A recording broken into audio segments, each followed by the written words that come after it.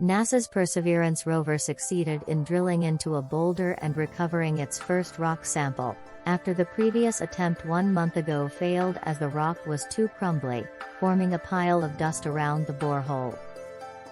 The sample represents the first ever drill core collected on another planet intended for return to Earth.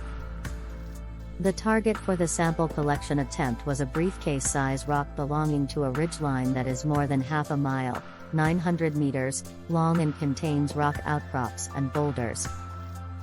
Data received from the rover's camera shows an intact sample present in the drill tube after coring. The Perseverance rover's chief engineer, Adam Steltzner, called it a perfect core sample. Perseverance's sampling and caching system uses a rotary-percussive drill and a hollow coring bit at the end of its 7-foot-long, 2-meter-long, robotic arm to extract samples slightly thicker than a pencil. Within the bit during coring is a sample tube. After completing yesterday's coring, Perseverance maneuvered the corer, bit, and open end of the sample tube in order to be imaged by the rover's Mastcam-Z instrument. The project got its first cored rock under its belt, and that's a phenomenal accomplishment, said Jennifer Trosper, project manager at NASA's Jet Propulsion Laboratory in Southern California. The team determined a location, and selected and cored a viable and scientifically valuable rock. We did what we came to do.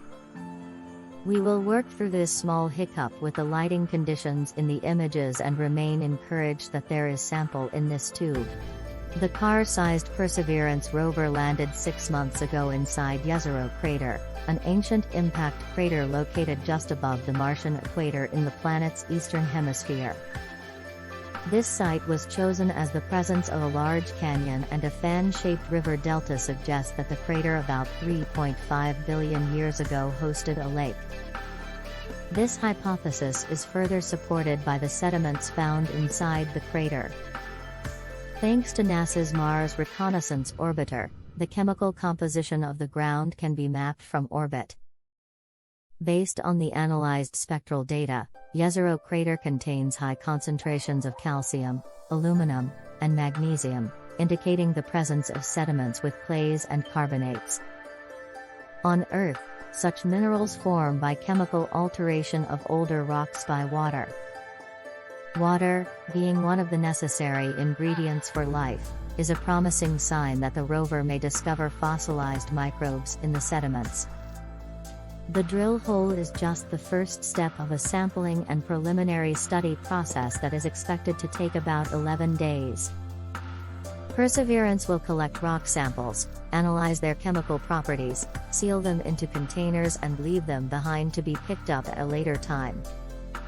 NASA plans to bring around 30 samples back to Earth in the 2030s, to be analyzed by instruments that are much more sophisticated than those that can be brought to Mars at present.